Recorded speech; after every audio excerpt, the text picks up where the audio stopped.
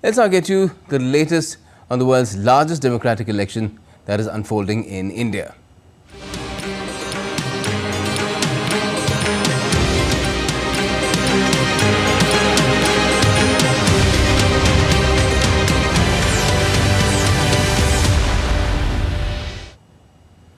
Well, campaigning is peaking ahead of the first phase of the Lok Sabha elections slated for the 19th of this month.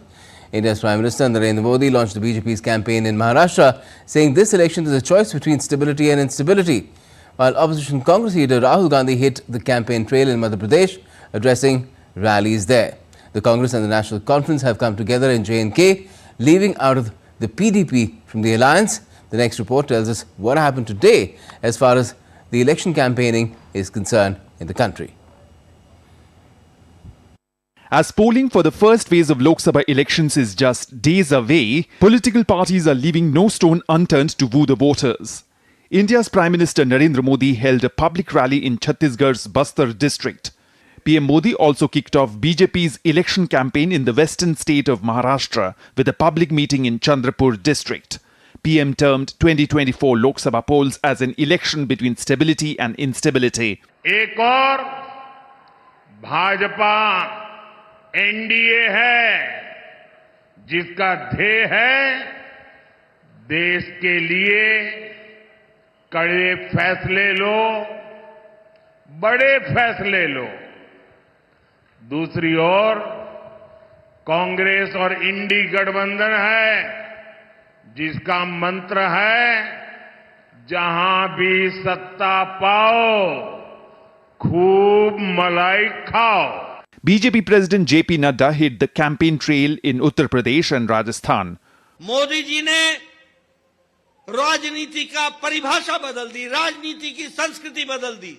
अब कोई अगड़ा पिछड़ा नहीं है, अब अगर है तो विकासवाद की राजनीति है।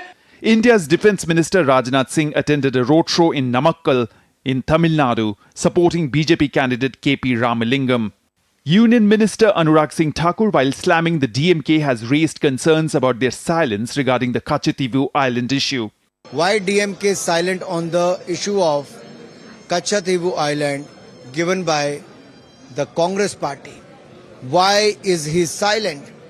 Congress and National Conference have decided to fight the ensuing Lok Sabha polls together for the 6 seats in Jammu and Kashmir and Ladakh. Udhampur की सीट, जम्मू की सीट और लद्दाख की सीट पे कांग्रेस के उम्मीदवार होंगे और अनंतनाग, बारामूला और श्रीनगर की सीट पे नेशनल कॉन्फ्रेंस के उम्मीदवार होंगे। Former Congress President Rahul Gandhi hit the campaign trail in Madhya Pradesh and addressed poll rallies in Shahdol and Mandla districts. वनवासी शब्द के पीछे एक विचारधारा है।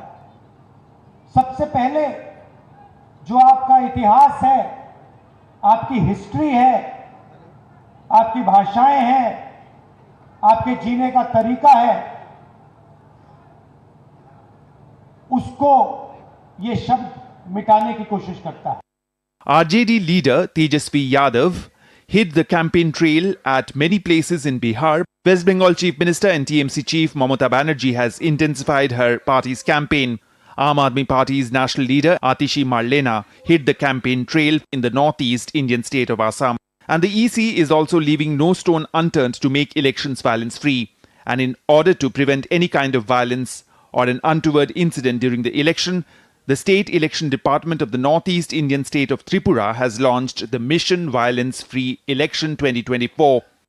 ये हम लोगों का दायित्व है कि हम समाज के सभी तत्वों से ऐसा संवाद बनाएं, ऐसा संवाद स्थापित करें जो हिंसा रूपी जो तत्व है वो बाहर आए ही नहीं। The Election Commission of India posted an awareness video on social media platform X as part of its election-related activities in the Union Territory of Jammu and Kashmir. Bureau Report, DD India. Maharashtra, the western state of India, sends 48 MPs to Parliament and is the second highest after Uttar Pradesh.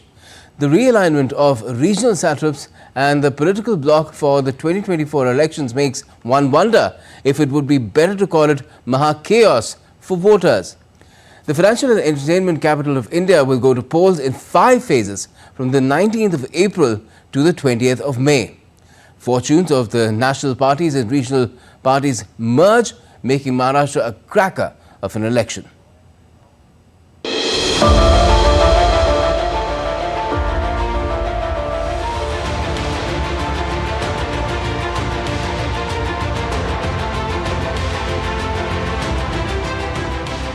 Located along the western coastline of India, the state of Maharashtra is a maritime, commercial and a vibrant cultural hub that includes the UNESCO World Heritage Sites like the ancient Ajanta and Ellora caves. Spread over an area of over 300,000 square kilometers, the state, which is blessed with a 720-kilometer coastline, caters to most of India's maritime trade activities. It is also a major automobile hub and has a rich industrial output ranging from heavy machinery, consumer durables as well as FMCG products. Its state capital, Mumbai, which is well known for its rich architecture, including the iconic Gateway of India, is also well known for the glitz and glamour of the Indian cine world, the Bollywood. Maharashtra, a state important in multiple aspects, houses 48 Lok Sabha or the lower house seats in the Indian Parliament, the second highest in the country after Uttar Pradesh that has 80. In the 2024 general elections, the state is going to polls in 5 phases starting from April 19th to May 20th. That is April 19th, April 26th, May 7th, May 13th and May 20th. The state has 92 million registered voters, out of which over 47 million are men, 44 million are women, while more than 5,500 belong to the third gender. Now coming to Maharashtra's current political scenario, it is governed by the Shiv Sena Shinde party in collaboration with the Bharatiya Janata Party and the Nationalist Congress Party. Other prominent parties include the Shiv Sena Uddhav Balasaheb Thackeray faction and the Indian National Congress, which has been playing a significant role in the politics of this state, besides the Bahujan Samaj Party and the left parties which participate in the polling process. During the 2019 general elections in the state, of the total 48 seats, the BJP won 23, the undivided Shiv Sena bagged 18, the NCP won 4, while the INC, AIMIM and Independents won 1 seat each. Amidst a supercharged political scenario in the state, which has been witnessing the rise of new political factions and collaborative realignments, all eyes are on Maharashtra this polling season, as it prepares to undergo the test of India's populist mandate in the general elections. Election Desk, DD India. And let's find out more about this. My colleague Anil Thomas is joining us live from the national capital in our studio. Anil, good evening to you. Prime Minister Modi has launched the NDA's campaign in Maharashtra today. How critical is this state in the battle for who rules Delhi, ultimately where you and I are? Well, good evening, Gautam. Remember, Maharashtra goes to the polls in 5 phases, and the first phase that you would see elections are in the Vidarbha region. Of the 10 seats in Vidarbha, you have 5 seats that go to poll in the first phase, and the place Prime Minister visited today, Chandrapur, happens to fall in that place in that first phase of election. The Prime Minister would also once again be returning to Ramtek, which is another constituency that goes to polls in the first phase on the 13th of this month. Chandrapur, significantly is the only seat that the Congress managed to win in 2019, when the then sitting MP managed to beat a heavyweight, Hansraj Ahir, to win that particular seat for the Congress. And after that, that particular seat has been retained by the Congress yet again. So, it's a big contest that one would see, especially in terms of the Prime Minister setting that Maharashtra, or, the election battle, the war cry from Chandrapur, clearly indicating that, Maharashtra, if as the report indicated, it's Maha chaos. The BJP, Shiv Sena combined managed to win 41 of the 48 seats in 2019.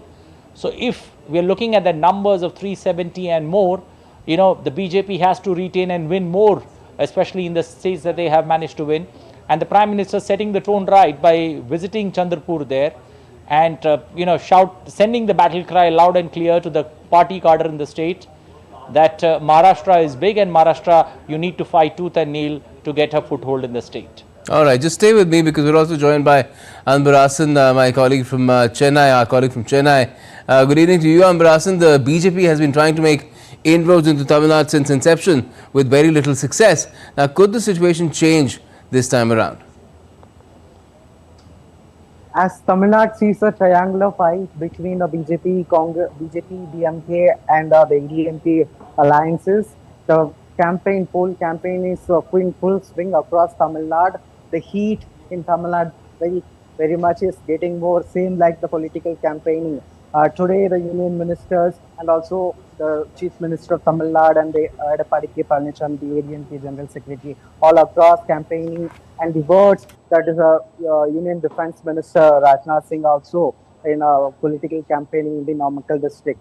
He said that the political image or the popularity of Prime Minister Narendra Modi is continuously increasing. Due to that, the DMK is feared of losing the election. Same way, the DMK is attacking the BJP and also the ADMK particularly for the BJP, the fund allocation from the central government not has been that much, and also the central schemes of development schemes are not has been implemented in full swing, particularly the AIMS Madurai. And the ADMK, the Chief Edappadi K. Palanichami also accusing both DMK and ADMK for the continuous mismanagement. After the DMK came to the power of 2021, the various drug, corruption, these kind of allegations, particularly the dynasty politics of DMK, the Prime Minister Modi and also the ADMK, all these alliances are accusing on DMK. The DMK has fielded various candidates, particularly the 50% of candidates from the dynastic background, and the BJP also fielded the state president K. Annamalai, and also the star candidates of BJP, so they can get the winnability of a candidate will be more rising. Okay, Abharasan. Let me bring in Anil again. Anil, in the opposition's camp, the Congress is tied up with a national conference in J&K, leaving the PDP out in the cold. Is this a big blow for opposition unity? Well, not exactly. One needs to understand, when this particular press conference was addressed by the opposition leader Salman Khurshid, the similar question on the same line, since Mehbooba Mufti, that's the PDP party, has announced her own candidature for fighting elections. But I believe, Salman Khurshid was very quick to, calm that brewing storm there in Jammu and Kashmir along with Ladakh. He said that PDP is very much part of the INDI bloc, and though we could not agree on the numbers, there are few seats that you would see the PDP fight to. But remember, at the end of the day, if the numbers cobble up, if you look at the 2019 numbers, 3 seats, especially the Anantnag, Baramulla along with Srinagar, went to the national conference, while the other 3, the Udhampur, Jammu and Ladakh seat went to the BJP. So a contest very much on the similar lines would be, would be thought of by the two opposition parties there, especially the BJP and the INDI bloc. All right, let's see which way things go. Very much a part of the option. Right. Thanks, Anil, for that update, and Anbarasan, you too, joining us from Chennai. And still to come up on DD India News Hour. At least 94 people killed in Mozambique after an unlicensed ferry capsizes. People are still missing. French and British troops swap roles in the changing of the guard ceremonies to celebrate 120 years of a peace deal. And tech giant Microsoft announces plans for a new artificial intelligence hub in London.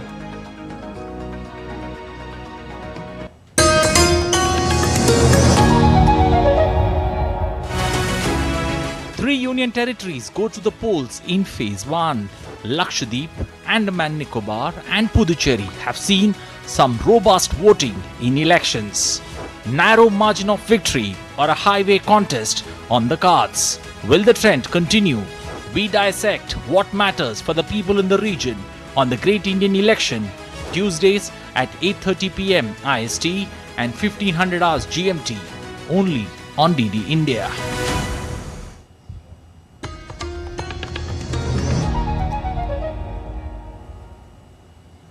Welcome back. You're watching DD India News Hour. I'm Gautam Roy. Now, efforts to work out a ceasefire deal in the Israel-Hamas conflict seem to be reaching nowhere for now. Hamas has said that no progress has been made in the new round of talks in Cairo, which were also attended by delegations from Israel, Qatar and the US. Meanwhile, Israel has withdrawn its troops from southern Gaza, leading to speculation about his plans for Rafah. More in this report.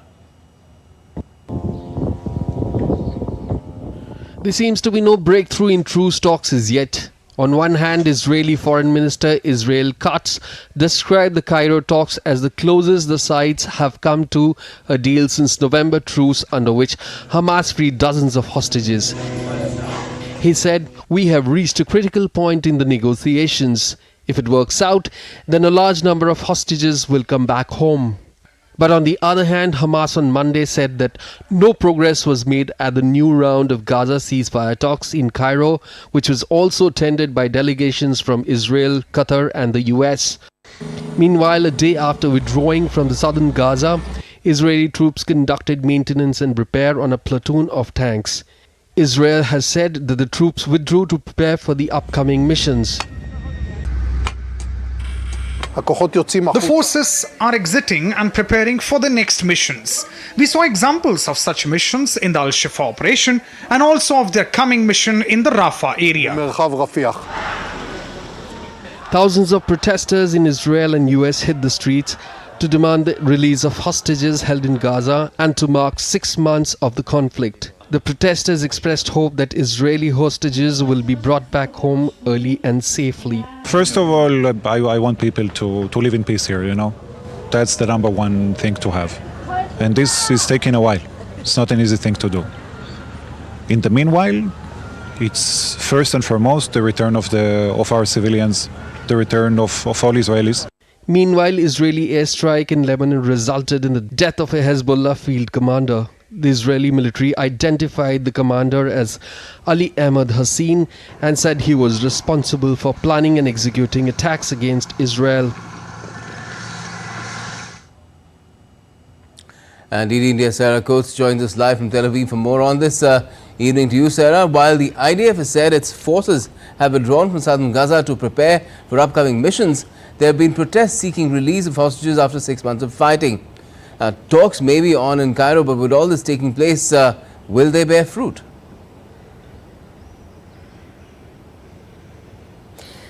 Well, that is yet to be seen, certainly the big question. What we are hearing are a lot of mixed messages coming from these mediating parties, also these warring parties.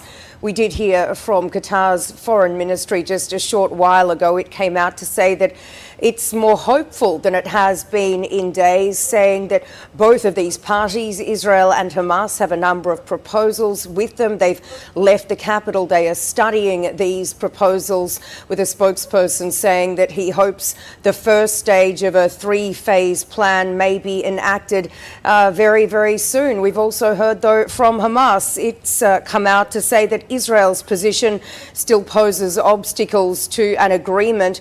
While Israel's Defense Minister Yoav Gallant, he's spoken to a number of reservist troops that have just been drafted. He said that he believes Israel is at an opportune moment to bring these captives home, but it will require making very difficult decisions. Now, in saying all of this, there are renewed threats from Israel's far-right National Security Minister Itamar Ben-Gvir. He's actually threatening now to bring down the government if the Prime Minister Benjamin Netanyahu makes a deal to release these hostages, finishes the war without a full-scale operation down into that southern city of Rafah. He says that if this Rafah operation doesn't happen, then Netanyahu will no longer have a mandate to serve as the Prime Minister. So certainly a lot of pressure on Benjamin Netanyahu, of course, not just internationally from the United States and other key players, but also domestically, as I mentioned, from the far right wing. And then, as you mentioned there are growing protests right around the country, people calling on Netanyahu to do a deal and to do it now to bring these people home. Right.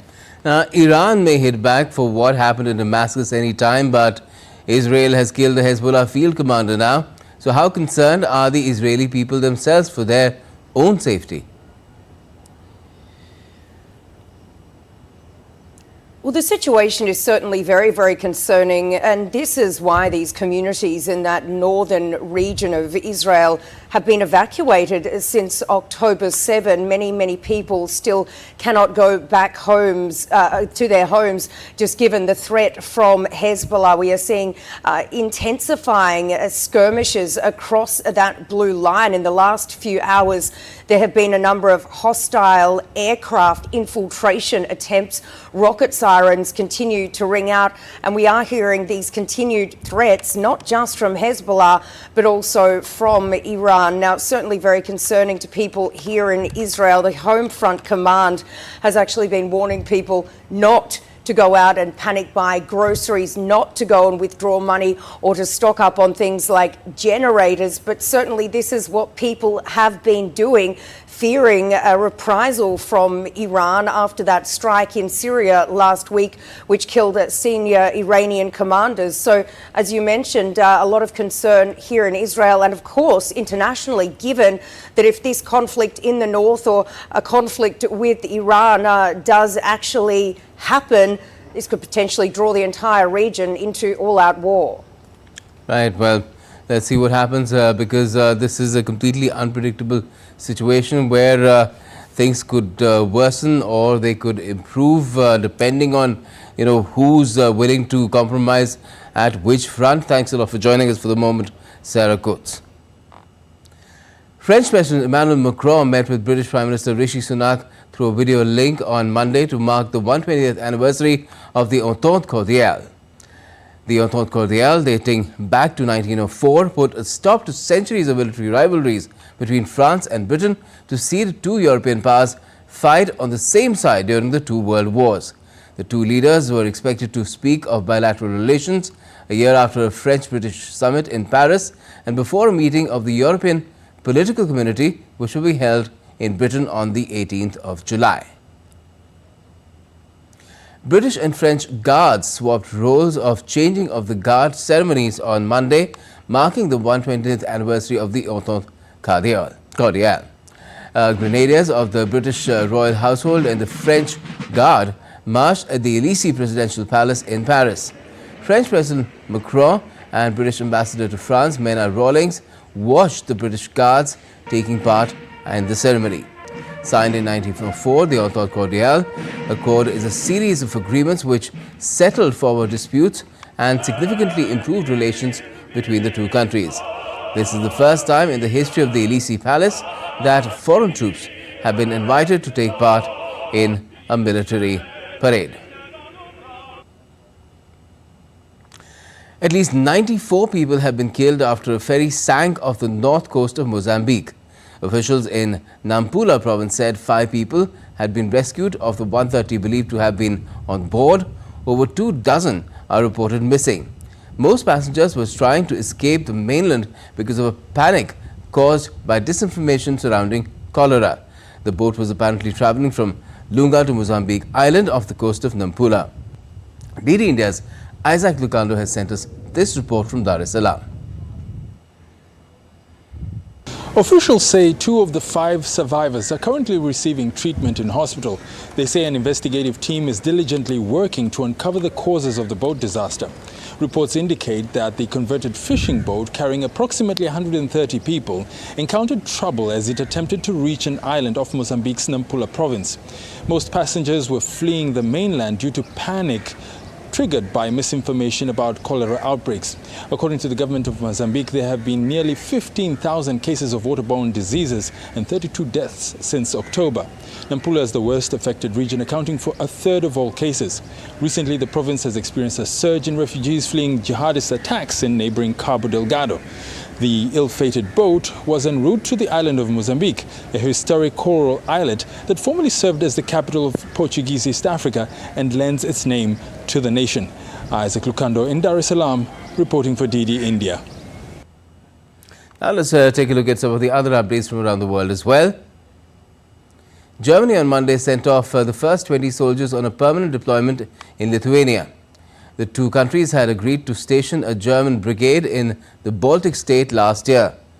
Germany aims to station 4,800 troops and around 200 civilians permanently in coordination with NATO following Russia's invasion of Ukraine. US tech giant Microsoft has announced plans for a new artificial intelligence hub in UK's London. This project will focus on product development and research. The unit will be led by London-born co-founder of Google DeepMind, Mustafa Suleyman, who was hired by Microsoft last month. Rising temperatures in Argentina have been driving the country's worst outbreak of dengue fever and raising the risk of more regular epidemics of the insect-borne virus. Mosquitoes are hatching earlier than usual. The South American nation has so far recorded more than 200,000 cases of the disease in the 2023-24 season.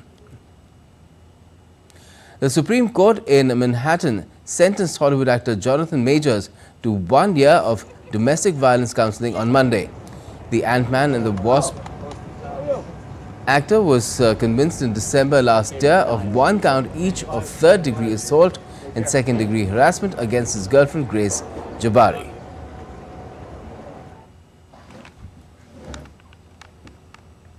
And still to come up on DD India News Hour.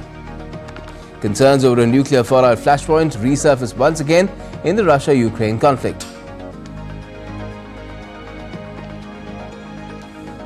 Donald Trump says abortion laws should be determined by US states. And Britain, US and Australia are considering cooperation with Japan on the AUKUS Security Pact.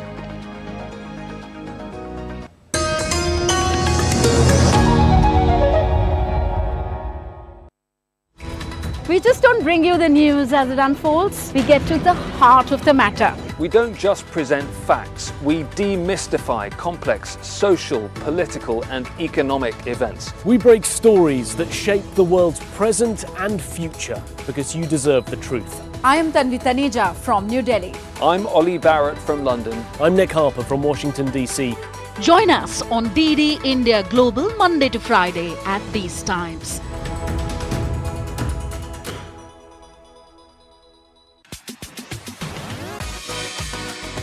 India that invents.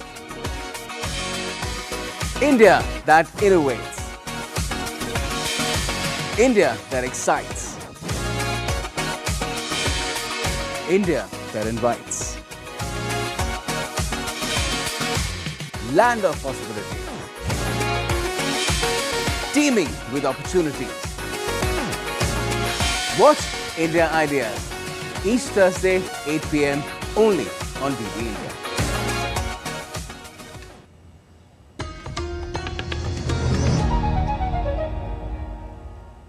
Welcome back. You're watching DD India News Hour. I'm Gautam Roy. Before we go any further, another look at our top stories. Israel says progress made in truce talks in Cairo, but Hamas asserts there's no breakthrough as yet.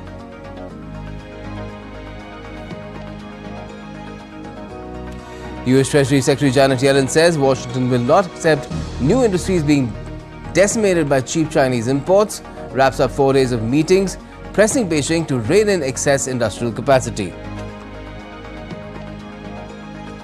India's Prime Minister Narendra Modi launches the BJP's campaign in Maharashtra, saying this election is a choice between stability and instability. The Congress and the National Conference tie up in J&K, leaving out the PDP. And millions of people are all set to gaze towards the sun in North America to catch a rare glimpse of a total solar eclipse in that part of the world. Now, amid ongoing conflict, Russia and Ukraine intensified drone and missile strikes, primarily targeting energy facilities. Russia alleges a Ukraine strike on the Zaporizhzhia nuclear power station deemed a dangerous provocation, while the IAEA has expressed concerns over potential reactor integrity risks. As tensions between Russia and Ukraine persist, the conflict has extended beyond conventional warfare to encompass an ongoing energy battle.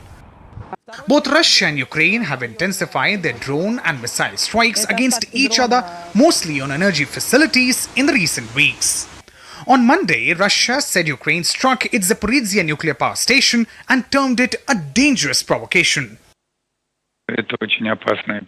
This is very dangerous provocation. IAEA staff who were on site were able to witness the attacks. This is very dangerous practice that has very, very bad negative consequences in the long term. Unfortunately, the Kyiv regime continues its terrorist activity. Meanwhile, reacting to the attack on Zaporizhzhia nuclear power plant, the International Atomic Energy Agency maintained this was a serious incident with the potential to undermine the integrity of the reactor's containment system. The situation is serious, the consequences are there and they are real. We are not here talking about a treaty or a convention or a legal agreement. What we have is 5 basic principles.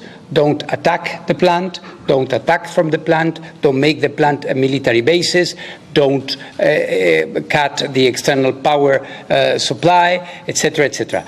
So these things are things that must be done. The Zaporizhzhia nuclear power station reported on Monday the downing of a Ukrainian drone above reactor number 6.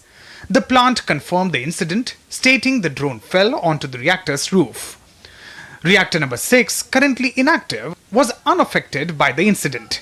However, Ukraine has denied an attack on the power station. The recent spate of attacks on Russian oil refineries and now on nuclear power plants in Ukraine underscores the intensification of the energy war between the two nations. As Ukraine retaliates against Russia's aggression, the conflict threatens to further destabilize the region and escalate tensions on the global stage. And indeed, India's Megumi Lim joins us live from Kyiv for more updates on this. Hi Megumi, what has Kyiv said about the Russian accusation that it targeted the Zaporizhzhia nuclear power plant and almost hit one of its reactors with a drone?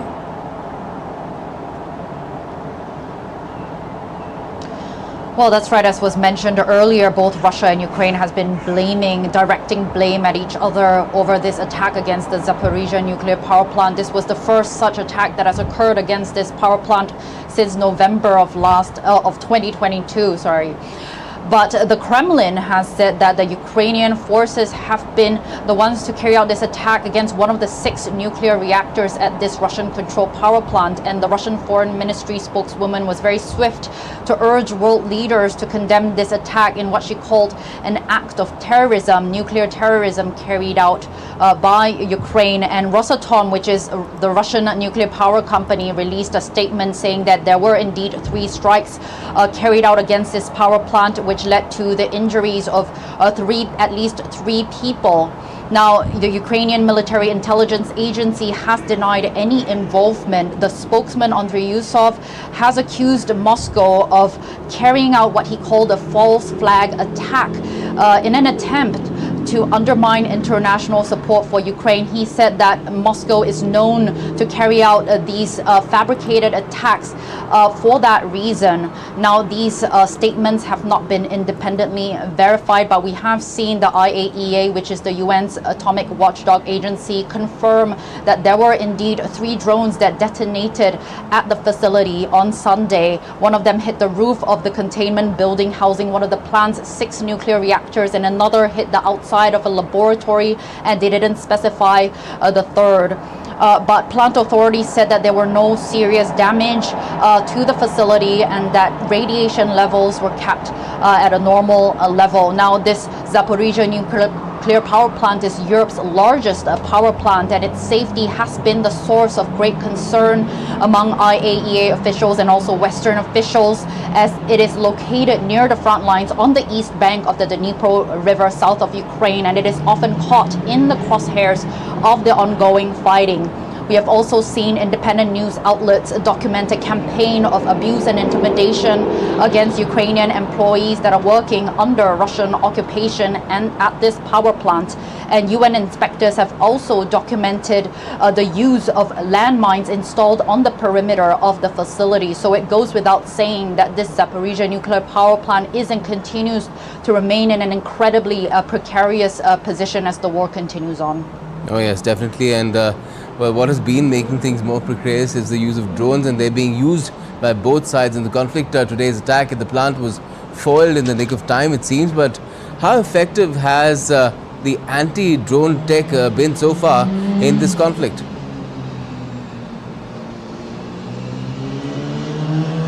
Well, as you said, drones of various types have been deployed by both Ukrainian forces and Russian forces throughout this full-scale war. We are seeing more use of it as the war continues on.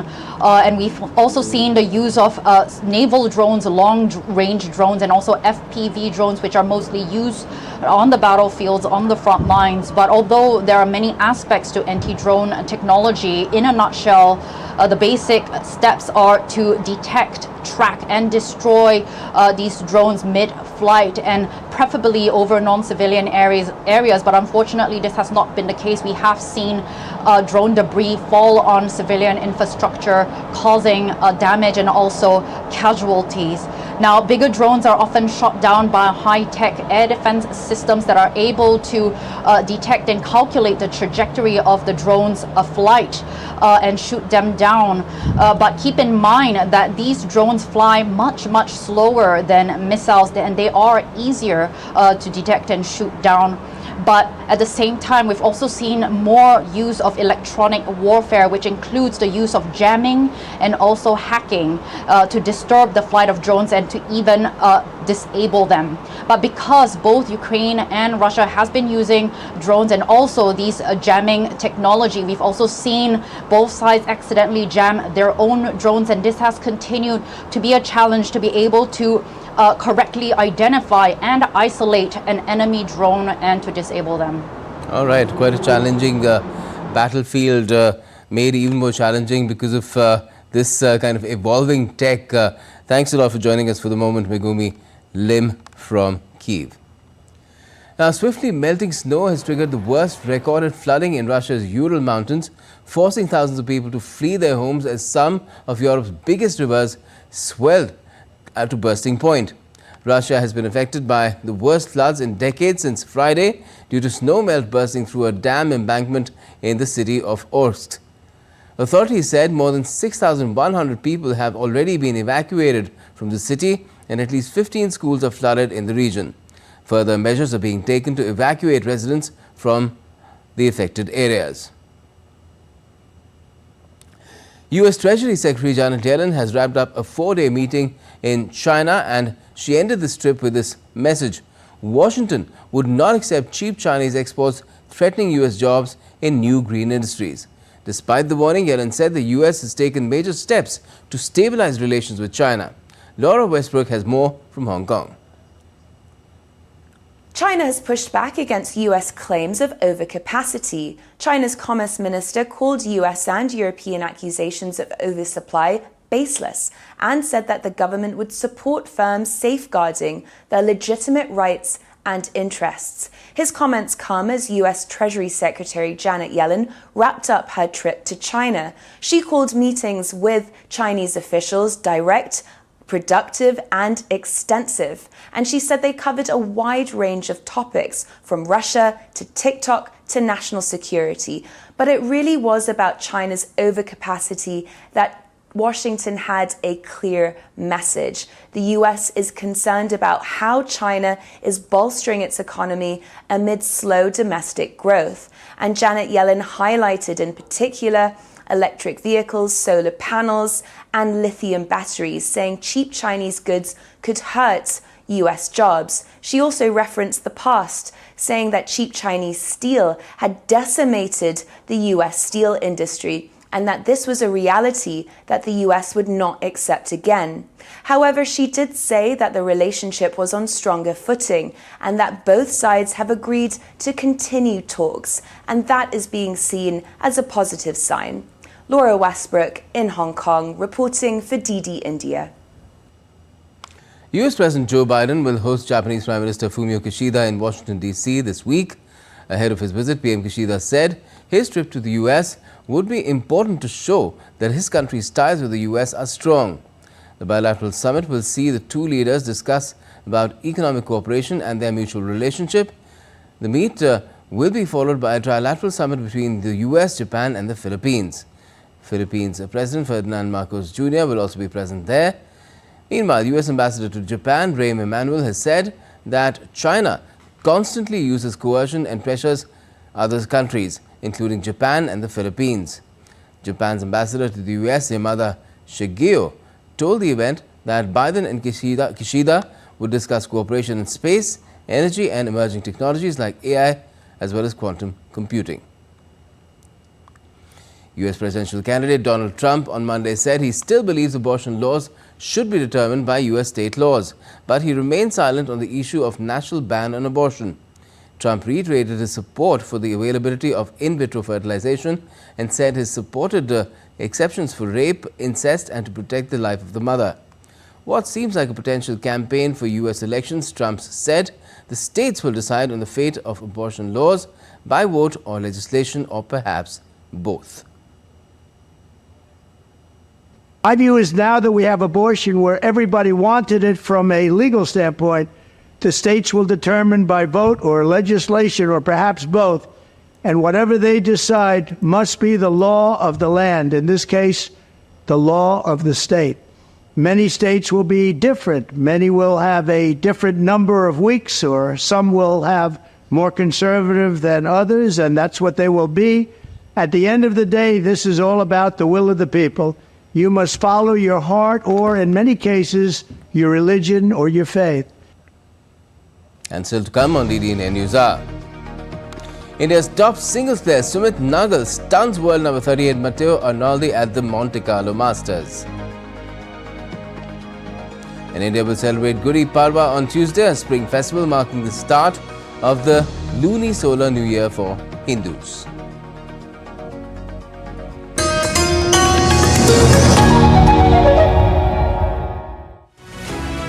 Three union territories go to the polls in Phase 1.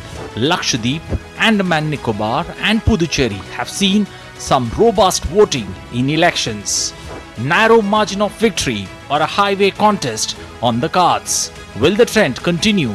We dissect what matters for the people in the region on the Great Indian Election, Tuesdays at 8:30 p.m. IST and 1500 hours GMT, only on DD India.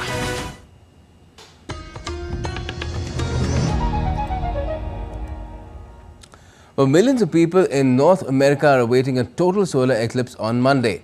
The total solar eclipse will be visible across a 185-kilometer stretch between Mexico, the US and Canada.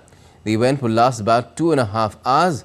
However, total darkness will last only about 4 minutes. According to NASA, the eclipse will begin over the South Pacific, with its path reaching Mexico's Pacific coast around 11:07 Pacific time before entering the United States in Texas. The US witnessed its last total solar eclipse in 2017. Let's now take you across live to DD India's Tony Waterman joining us from Austin, Texas. Hi, Tony. Now, what is it looking like in Texas, in Austin, where you are? Because I believe the weather is playing a bit of a spoil sport there, and it's much better viewing in other places further north. Yeah, you're exactly right. We are now about 2.5 hours away from this total solar eclipse, the first one to pass over us here in Central Texas in more than 600 years. But the complicating factor, as you just said today, is going to be the weather. You can see that the sun is kind of peeking out just a little bit here behind me, but the forecast is for clouds all day long, and really clouds along much of this path of totality, which is carving across Mexico and then through Texas, Arkansas, up into the northeast, and finally out over Canada into the water there. There's really bad weather in certain parts of the state, and in fact, one of these watch parties about an hour from here was canceled this morning, leaving thousands of people very disappointed, and that is because of expected severe weather, large hail, the possibility of a tornado. We are not expecting that type of weather here in Central Texas for another couple of hours until after the total solar eclipse, and you can see that's not really dampening the mood here on the ground. This watch party that I am at in downtown Austin received 12,000 RSVPs. You can see the line here behind me. They only have enough space for 5,000 people. But this is a big event for a lot of people. A lot of people here telling me this is the first time they're actually going to have the opportunity to see a total solar eclipse. And even if it is cloudy, experts say that it's still going to turn from daytime into nighttime. Minute and 40 seconds of totality here in Austin, but in the places where they are directly in the middle of the path of totality, they're going to see this eclipse for about 4.5 minutes. And how well prepared are the people? I believe they bought special glasses, and some have just made it a whole picnic or a holiday, even stepping out, taking their campers and all that. So it's quite a party, isn't it?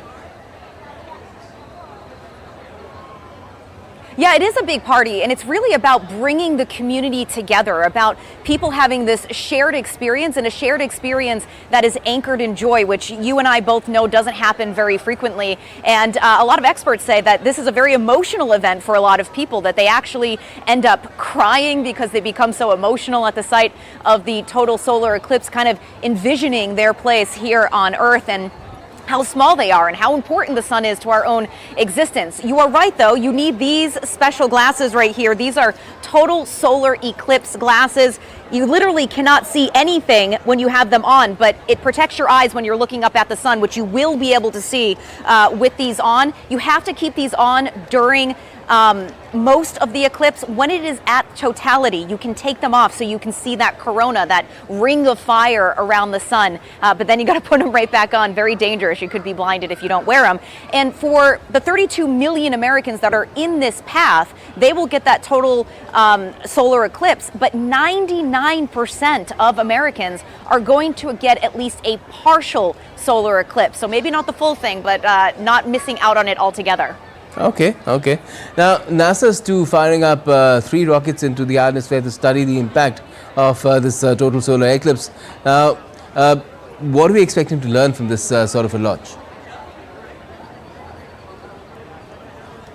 Yeah, you know, this has historically been a time when a lot of scientific research can be carried out because, you know, these eclipses aren't terribly infrequent. They happen about every 18 months, a total solar eclipse, but they often happen over the water. So it's very rare that they happen over land, and also even more rare that they happen over a continuous stretch of land like we are seeing happening today across North America. So NASA is shooting off these rockets, and it's going to be studying the upper atmosphere and how it reacts during a total solar eclipse. There are other schools that are doing experiments during this time. The University of Hawaii, for example, is going to be studying the sun's corona, which itself was only discovered during a total solar eclipse. And most historically, most well known is this 1919 expedition to prove Einstein's theory of relativity. That happened during a total solar eclipse. So this is a great opportunity for scientists to be able to do this research that they're not normally able to do. Sounds great. I hope you and all those gathered behind you have great viewing as well, and the clouds clear up. And if they do, it's going to be a supermoon too, when the moon is closer than usual to the Earth and appears larger. So, well, all the best for the viewing where you are in Austin, Texas, and to everyone else as well who's in the path. Now, U.S. Commerce Department has said it would award Taiwan Semiconductor Manufacturing Company's unit a $6.6 billion subsidy for advanced semiconductor production in Phoenix, Arizona, and up to $5 billion in low-cost government loans. The Commerce Department said in announcing the preliminary award that TSMC agreed to expand its planned investment by $25 billion to $65 billion and to add a third Arizona fab by 2030. The Taiwanese company will produce the world's most advanced 2-nanometer technology at its second Arizona fab, expected to begin production in 2028, said the department. Britain, the US and Australia are considering working with Japan on advanced capability projects through their AUKUS security pact, the 3 countries said in a joint statement on Monday. Britain on Monday said that consultations on future cooperation between its AUKUS security pact partners, the US and Australia, and other nations including Japan, was set to begin this year. AUKUS, formed by the 3 countries in 2021, is part of efforts to push back against China's growing power in the Indo-Pacific region. Its first pillar is designed to deliver nuclear-powered attack submarines to Australia. Now let's take a look at some of the other national updates as well. World Health Day was observed at the Institute of Medical Sciences and Research in northeastern state of Nagaland on Monday. The event was conducted on the theme, My Health, My Right. Participants deliberated upon the importance of health and highlighted it as a societal and individual obligation. The Delhi High Court will pass an order on Delhi Chief Minister Arvind Kejriwal's plea challenging his arrest by the Enforcement Directorate on Tuesday. The Aam Aadmi Party leader has been arrested in an excise policy money laundering case. A Khelo India REC combined National Talent Hunt program for junior boys in boxing was organized at the National Boxing Academy in the northern state of Haryana from the 30th of March to the 6th and 7th of April. 7 sports trainees of Air Force Boys Sports Squadron participated in this event, showcasing some young boxing talents vigorously honing their skills in the ring. North India's Kashmir is blooming yellow. The government's National Oilseeds Mission is promoting the cultivation of oilseeds, particularly mustard in Kashmir.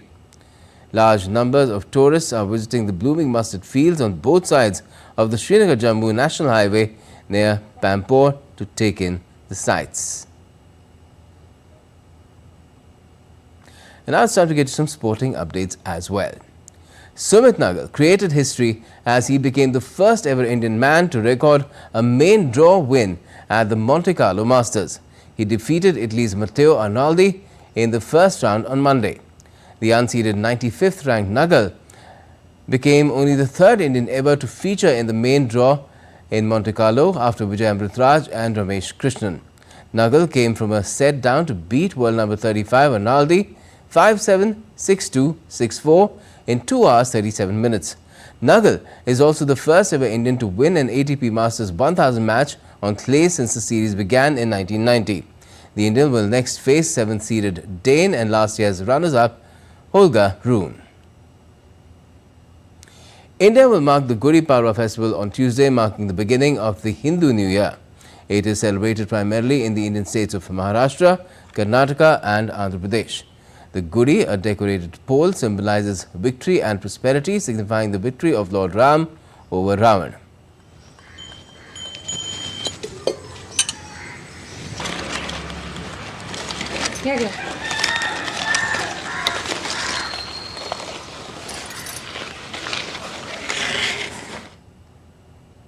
That's all we have in this edition of DD India News Hour, but let us know your thoughts on the news of the day.